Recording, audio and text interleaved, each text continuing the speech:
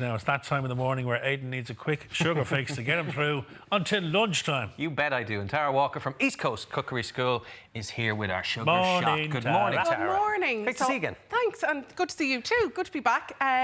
Little lemon gem thumbprints. So a lovely little biscuit with a nice bit of lemon curd on top. You could use orange curd either. So I'm going to make the lemon curd and just get it started kind of quickly. So we have 100 grams of butter just melting in here.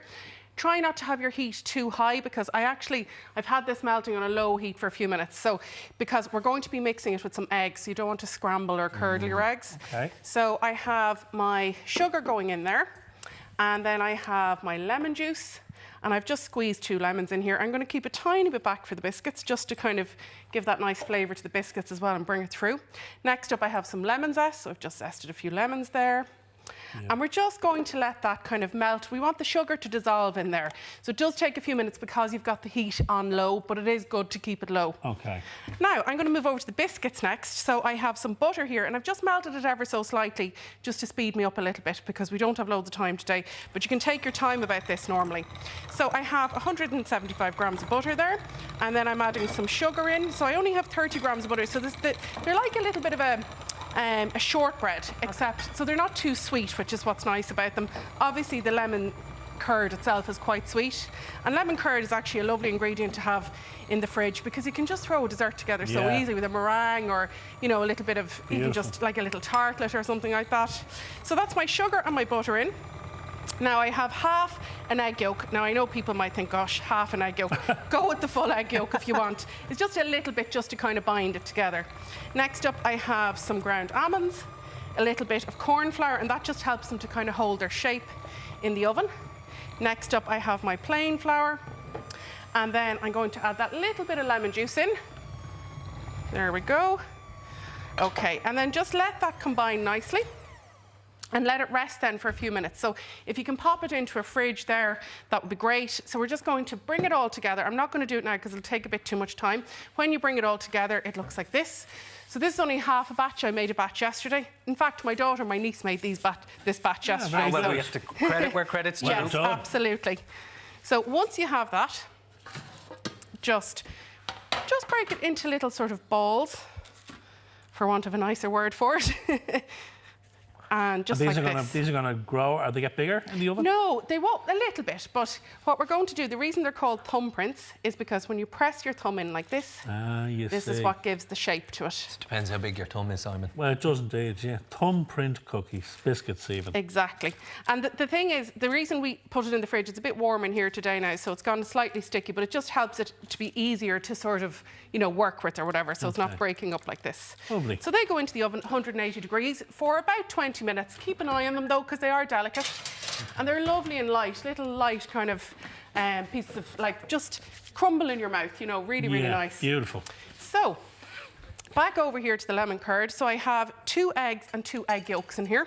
Okay. And we're going to add that into the sugar and butter mixture.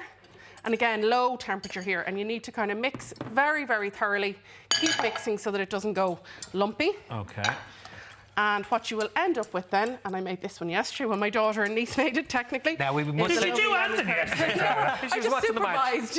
Well, what are their names so they get the proper credit? Grace and Elise. Lovely. So Elise is my niece. Grace. She's up from Youghal, and Grace is my daughter. Yeah. Beautiful. So you have them training early. I do. Yes. Yeah.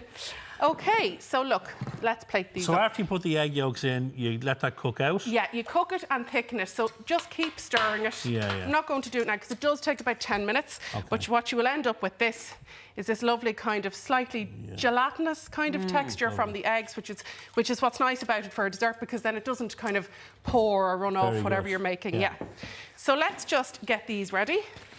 So here's a couple left. Trifly. Just invented a new word. Very good. Kind of trifly. Trifly. The consistency. I almost didn't have any of these between people seeing them and my niece and my daughter yesterday, but I have a little batch here.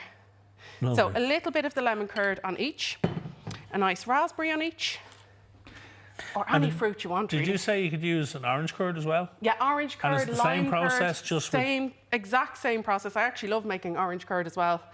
Passion fruit curd is lovely as well. And then look, a little bit of mint. I picked this at 7 o'clock this morning in the garden. Holy moly. And I have a couple of mint flowers as well. The neighbour's garden now? Or No, that was my own garden. Now, when you say you picked them, did your daughter and niece pick them? No, or I was it actually you? did go out. So here are some I did earlier. Oh, fabulous. And let's just finish off with a little bit of icing sugar, which always just finishes a dessert off nicely. And I think these are lovely for, say, a little birthday party or like an afternoon tea, something like that. Or a And little when you popped them in the oven, how long did you cook them for, Tara? 15 to 20 minutes just, yeah. That's Keep all. an eye on them because they are delicate. So they're a base of a shortbread, Yeah. but they're actually, there's a little bit more body to them because of the egg yolk and the almond in there, because a shortbread is usually just butter and sugar, basically, you know. So, guys, have a taste. There's a napkin there if you need Oh, it. all right then. I'll Oh, share. right. God, it is like hot afternoon tea, isn't it? Yes, it is quite, isn't it? Oh, I thought It's you'd go very for the big one. delicate, I'm getting the Simon. big one. Oh, you get- Lovely. Is there a bigger one? I've got it. Now, okay, let's taste. Oh. So of the measurements, is that what we get, or did we only make it's half about of it double today? that, yeah. It's double that. Yeah, so I have it makes about 12 to 15 of them, just depending on how big you make them, yeah. They are exactly as you described them. They are light, they are crumbly, they are lemony, they are delicious. They're airy, aren't they? Yeah, they're very light, Very and that is delicate, just and they require keeping delicate this really eating. light, yeah. That's beautiful. You have to eat them delicately, Aidan. Oh, hang on. You have to take your little Bring finger that. out. Yeah, Okay. yeah. Little I didn't do delicate that. bite, yeah. I'll Right, show you full the recipe details are up on our website. Of course, you can check out East Coast Cookery School for more of Tara's recipes and cookery class schedule. Sorry, my mouth is full. Well, there you go. Tara's book, Good Food, No Stress, is of course available in good bookshops nationwide. Thank you, Tara. Thank you very much, Thank you very guys. much. We're going to enjoy our excuse me, afternoon tea.